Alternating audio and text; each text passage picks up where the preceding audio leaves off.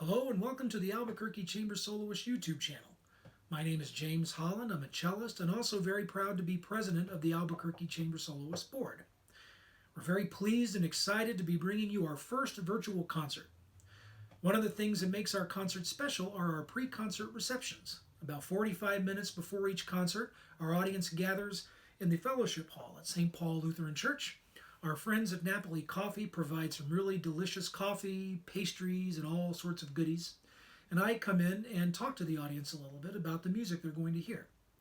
So with our virtual concert, we thought we'd at least try to give you a little bit of the feel of a virtual pre-concert reception. Also, the fact that this concert's coming to you at the end of 2020, beginning of 2021, we felt it appropriate to find music of an upbeat, positive, and joyous nature. In a way, we'd like to kind of celebrate the fact that we made it through what was a pretty tough year. And we also want to convey a sense of optimism and upbeat spirit for the year that's about to come. Our concert has 3 pieces, 2 string quartets that bookend a very exciting and dramatic sonata for solo violin. Our first work is a string quartet in G major, the third of a set of 6 string quartets, opus 3. First published in 1777 by the publisher Bayeux. The identity of the composer of these pieces is up for speculation. For many years we felt it was by Franz Joseph Haydn. These quartets appeared in Haydn's first thematic catalog, in other words, the complete collection of his works, and also the first printed edition of the complete Haydn string quartets.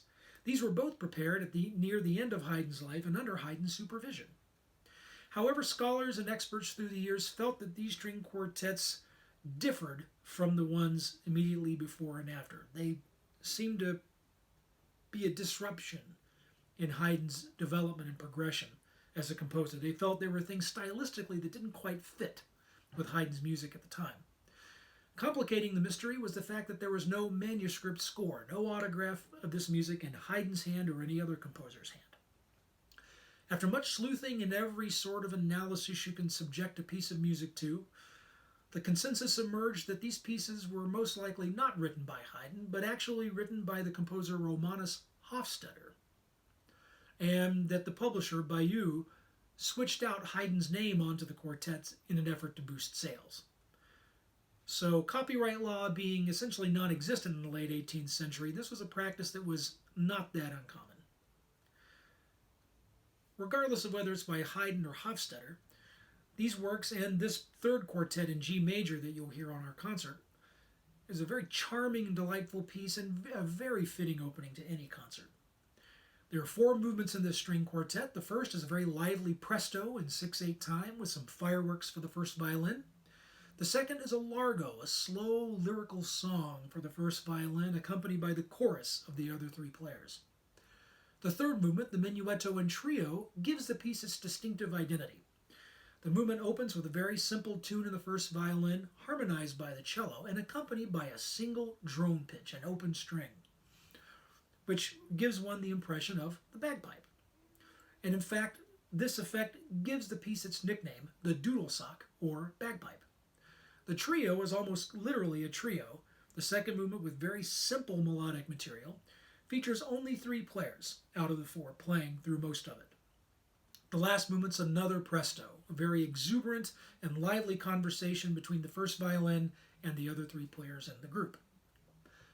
Our second piece on the program is a sonata for solo violin, opus 27, number 2, by the Belgian violin virtuoso, composer, conductor, and pedagogue, Eugene Ysaÿe. Eugene Ysaÿe had an enormous impact on the world of music. He was a real giant in the violin world. Much of the great French chamber music and violin repertoire of the turn of the 20th century was either premiered by or written for Ysaÿe, including works by Claude Debussy, César Franck, Camille Saint-Saëns, Ernest Chausson, and others. In the 1920s, Ysaÿe listened to a performance of Johann Sebastian Bach's sonatas and partitas for solo violin, and it inspired him to try his own hand at composing 6 sonatas for solo violin. Each of Ysaÿe's 6 sonatas are dedicated to a different violinist. The second one that you'll hear on our concert was dedicated to the violinist Jacques Thibaud. As a cellist, Thibault has a special resonance for me because for many years he was in a piano trio with the legendary cellist and humanitarian Pablo Casals and the French pianist Alfred Cortot. This sonata has 4 movements and there are 2 themes running throughout. First, of course, is the overwhelming influence of Bach and his sonatas and partitas. The second is a tune that dates back to medieval times and the Requiem Mass, a tune called the Dies Irae, or Day of Wrath. If you're familiar with the Symphonie Fantastique by Hector Berlioz, the Witch's Sabbath, the last movement, is this enormously powerful movement. And near the end of it, the trombones and tubas, with all their might, just blast away this Dies Irae tune. Ba, ba, bum, bum, bum, bum, bum. Now, Isaiah's use is a little more subtle, and it'll certainly sound better on the violin than it does with me singing it.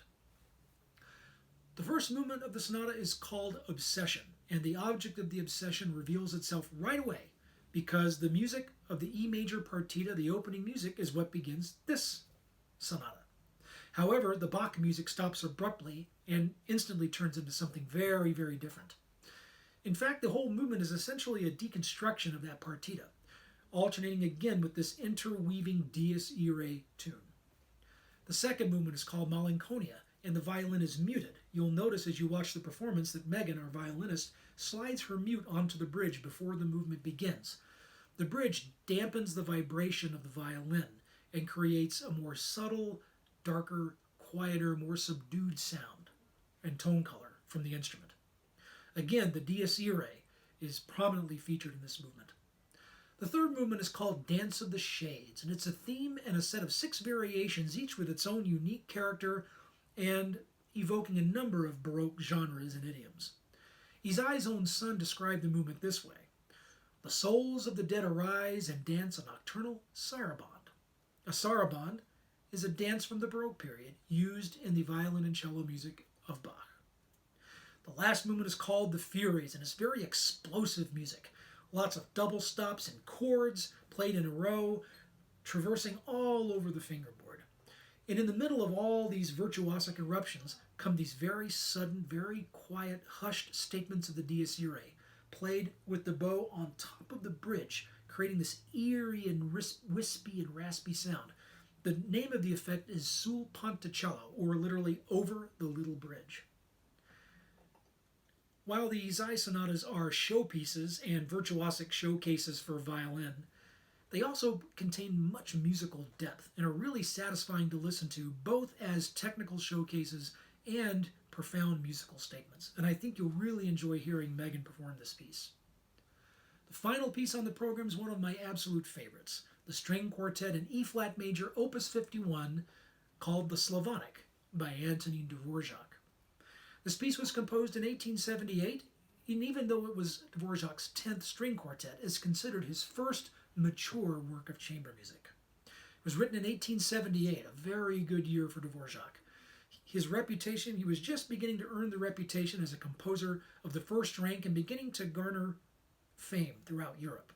His Slavonic dances and string sextet, put him on the map. And no less than Johannes Brahms championed Dvorak's music and secured a publishing deal for him with Brahms' own publisher.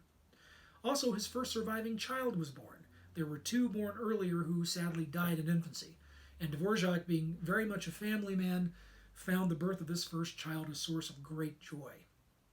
And this well-being and joy and happiness really comes through in this string quartet, in my opinion. I mentioned earlier this piece is called the Slavonic.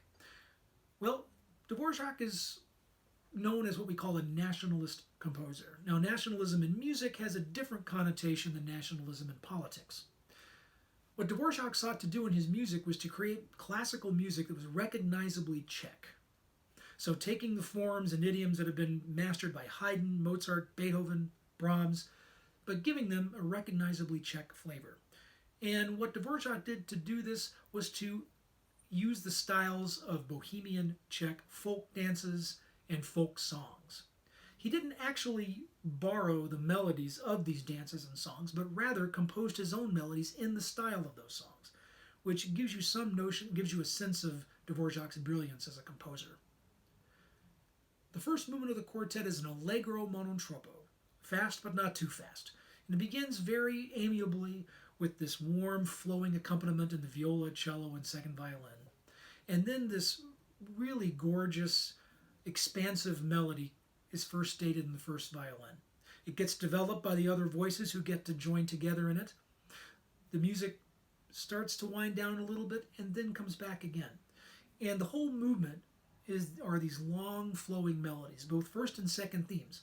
And what Dvorak does to keep the interest going is as the movement goes on, these long flowing tunes are supported by these vivacious little dance melodies over these long flowing melodies. So that's something to listen for in that movement.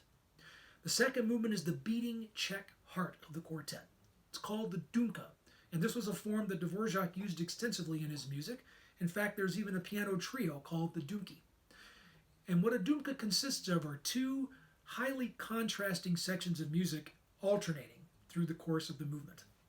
In the case of this quartet, a plaintive, soulful melody in G minor begins in the first violin, echoed by the viola, both accompanied by a strumming cello, like a guitar.